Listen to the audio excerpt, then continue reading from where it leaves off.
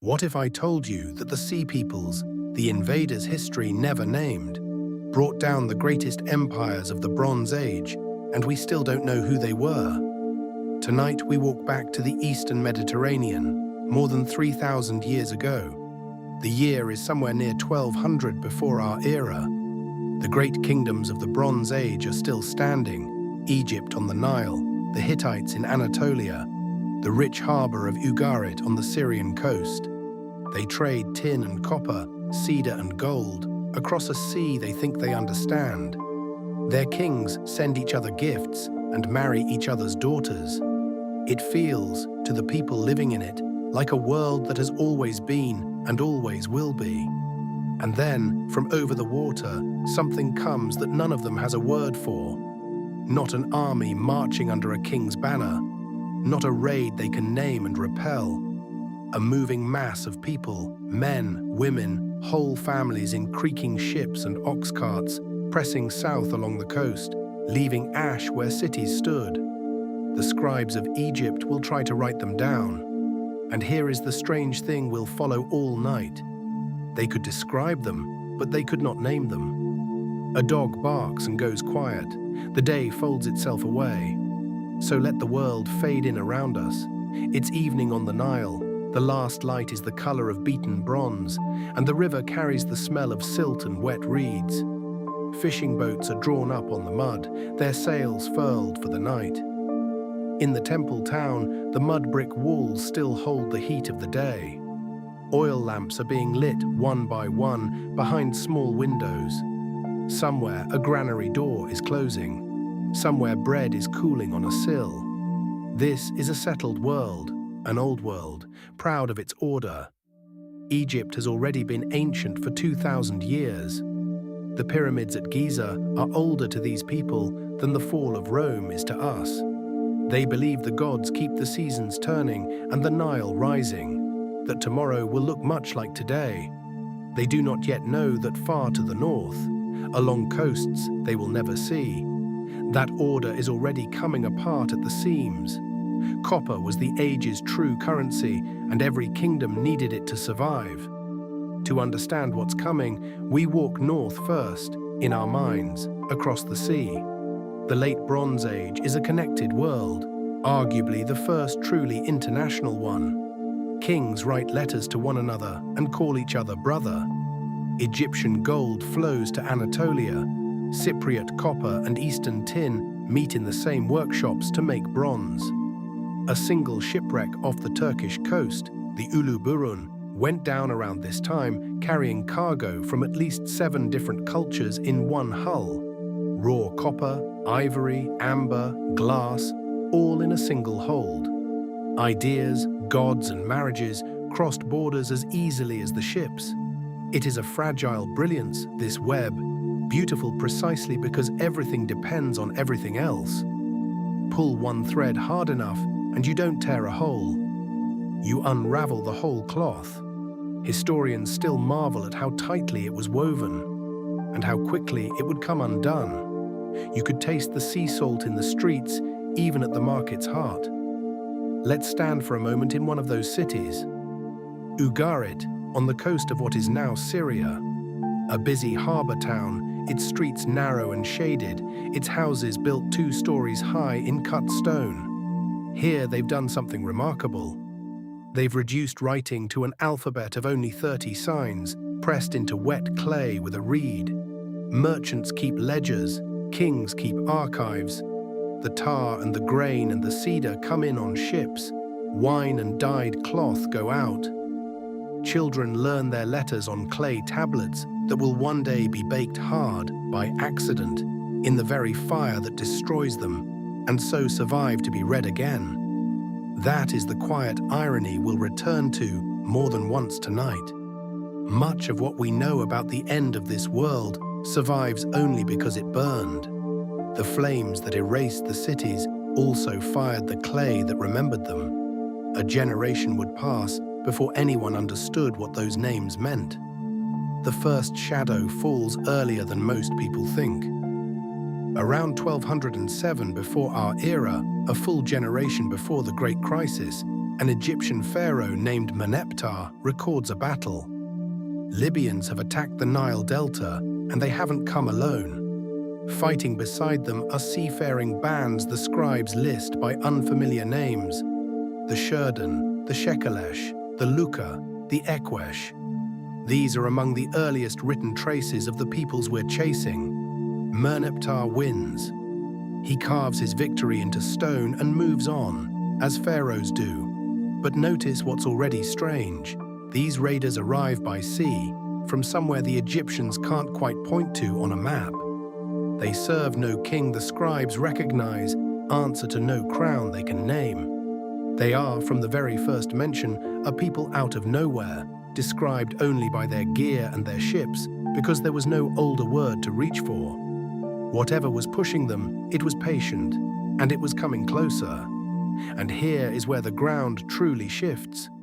Because within a single lifetime, that trickle of unnamed raiders becomes a flood, and one by one, the great powers simply stop answering. The letters from Ugarit go quiet. A last unfired tablet is found in the ruins, a desperate message about enemy ships seen offshore and towns already burning. It was still drying, apparently never sent, when the city fell. The Hittite Empire, the superpower of Anatolia, vanishes from the record almost entirely, its capital emptied. Carchemish, Al-Ashir on Cyprus, the coast of Amuru, city after city ends in a layer of ash that archaeologists can still put a trowel through today. Something is driving whole populations from their homes and hurling them south. And the deepest question of the night is not who they killed, or which walls they threw down. It's what they themselves were running from. No herald announced it, no treaty warned of it, it simply arrived. Which brings us to a temple wall in southern Egypt. Medinet Habu, the mortuary temple of the pharaoh Rameses III, who reigned in the first half of the 12th century before our era. In the 8th year of his reign, around 1177 before our era, he faced them. On the walls, he had the whole story carved in stone and color. A coalition, he says, of the Peleset, the Tieka, the Shekelesh, the Denien, and the Weshesh, their lands united, sweeping down by land and by sea. He shows them arriving in ox carts with their wives and their children beside them. Not a raiding party looking for plunder, a migration under sail looking for somewhere to live. And in the reliefs of a great sea battle in the mouths of the Nile, Egypt holds, but only barely. Rameses claims a total crushing victory. Yet a victory this loud, carved this large, is often the mark of a very near thing. The scribes wrote what they saw, and what they saw did not fit their words. Now lean close to the wall with me, because this is the heart of it. Look at how the scribes wrote these people down. Peleset, Shurdan, Denien. They spelled the sounds carefully, phonetically, the way you'd write down a word in a language you don't speak and have never seen written. And that's the tell. Egypt had ready words for Libyans, for Nubians, for the Hittites, for every neighbor it had ever traded with or fought. It had no single word for these, no kingdom to name, no capital to point to, no throne to send a letter to. So the scribes did the only thing they could. They listed the pieces, one strange sound after another, and moved on. The absence itself is the evidence.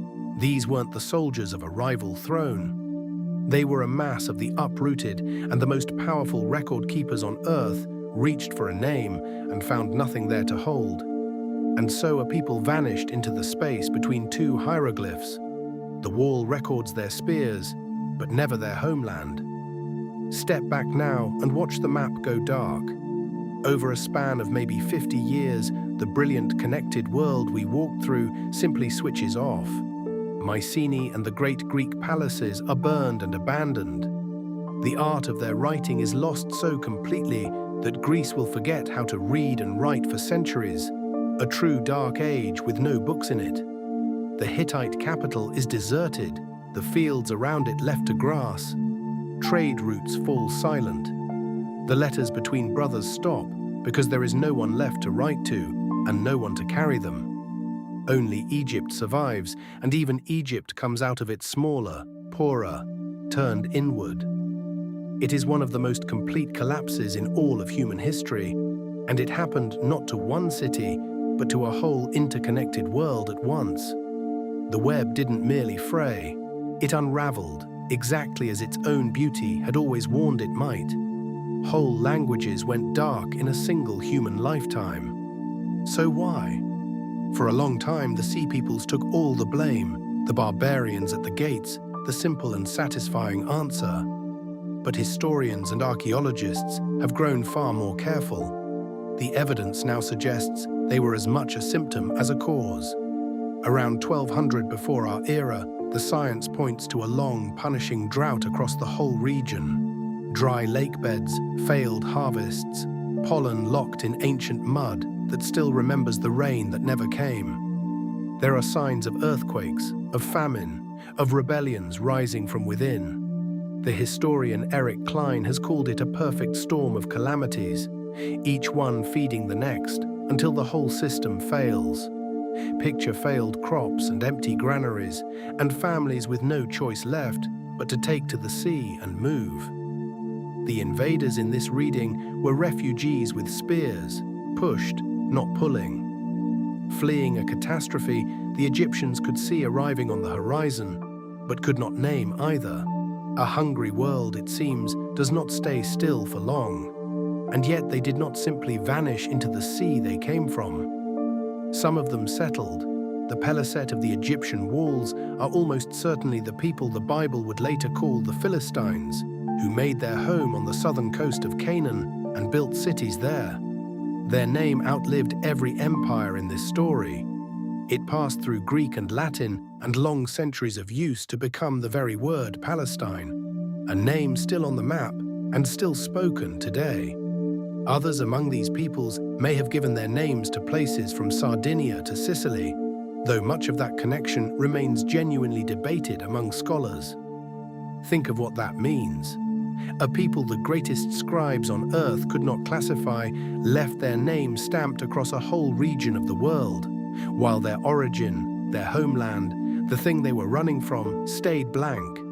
Present everywhere, named nowhere.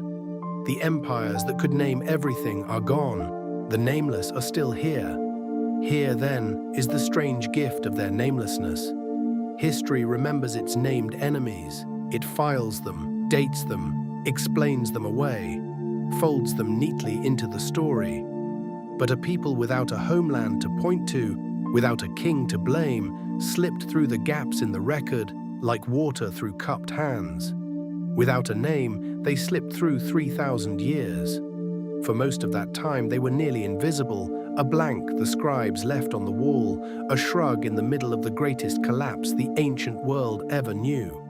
We only began to truly see them again when we stopped asking who they conquered and started asking what could frighten so many people onto the open sea at once. The Sea Peoples aren't a mystery because we know too little. They're a mystery because the people who actually met them didn't have the words. Sometimes the deepest holes in history are shaped exactly like a missing name. So we end where the flame began. On a temple wall at Medinet Habu, the paint long faded, the carved figures still rowing their ships toward Egypt in the failing light.